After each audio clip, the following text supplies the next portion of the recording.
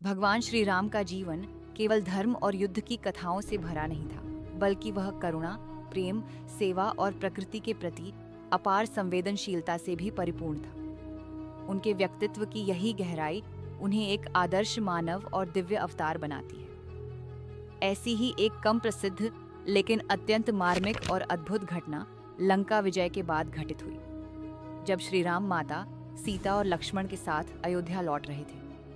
यह प्रसंग न केवल भगवान राम की दिव्यता को उजागर करता है, बल्कि यह भी दर्शाता है कि उनके चरणों की धूल भी मृत भूमि में जीवन का संचार कर सकती है। जब श्री राम लंका पर विजय प्राप्त कर अयोध्या की ओर लौट रहे थे, तो उनका मार्ग एक ऐसे गांव से होकर निकला जो वर्षों से सूखे की चपेट में था। यह भूमि न केवल बंजर थी, बल्कि वहां के निवासी भी भूख, प्यास और निराशा से जूझ रहे थे।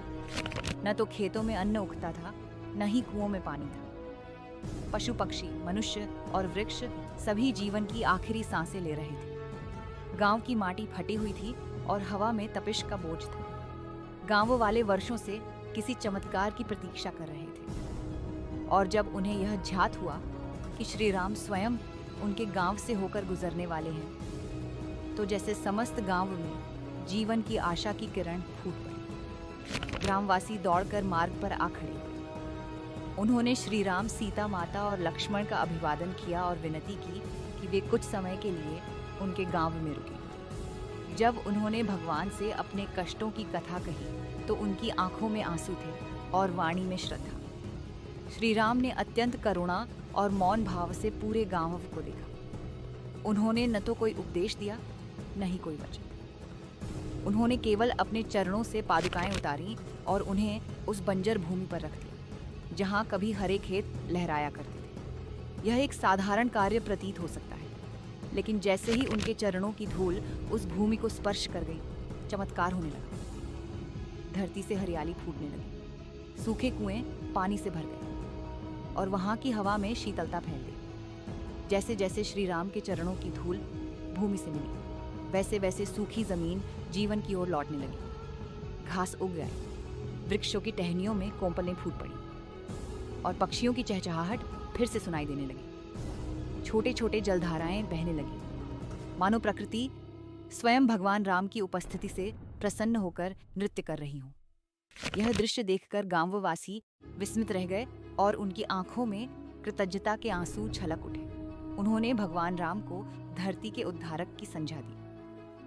उनके लिए यह केवल एक चमत्कार नहीं था, बल्कि एक नया जीवन था, एक नव संजीवनी थी जो उन्हें श्री राम की चरण धूलि से प्राप्त हुई। इस घटना का उल्लेख तुलसीदास जी की रामचरितमानस के कुछ स्थानीय संस्करणों और जनश्रुतियों में मिलता है। खासकर उत्तर भारत के कुछ ग्रामीण क्षेत्रों में इस चमत्कार को लेकर कथाएं आज भी पीढ़ी दर पीढ़ी सुनाई जाती है। यहाँ तक कि कई तीर्थ स्थलों पर भगवान राम की पादुकाओं की विशेष पूजा होती है, यह मान्यता लेकर कि उनके स्पर्श मात्र से भूमि पवित्र हो जाती है और जीवन का संचार होता है।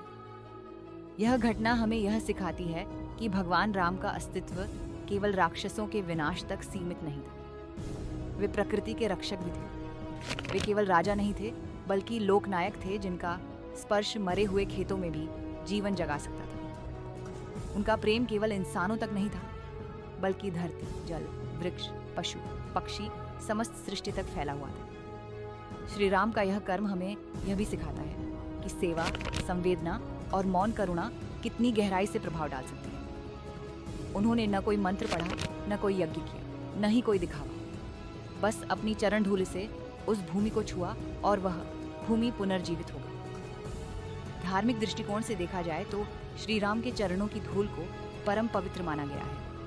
यह न केवल आत्मा को शुद्ध करती है, बल्कि प्रकृति को भी संजीवनी देती है। यह कारण है कि अनेक स्थानों पर राम पादुका मंदिर स्थापित है, जहां भक्तगण न केवल पूजा करते हैं, बल्कि यह विश्वास भी रखते हैं कि श्री राम की पादुकाओं से जीवन की समस्त बाधाएं दूर होती हैं। यह घटना एक गहरा संदेश भी देती है। जब व्यक्ति सच्चे हृदय से पीड़ितों की सेवा करता है, जब किसी के जीवन में आशा की एक किरण जगाता है, तो वह केवल मनुष्य नहीं रहता, बल्कि ईश्वर के स्वरूप में बदल जाता है।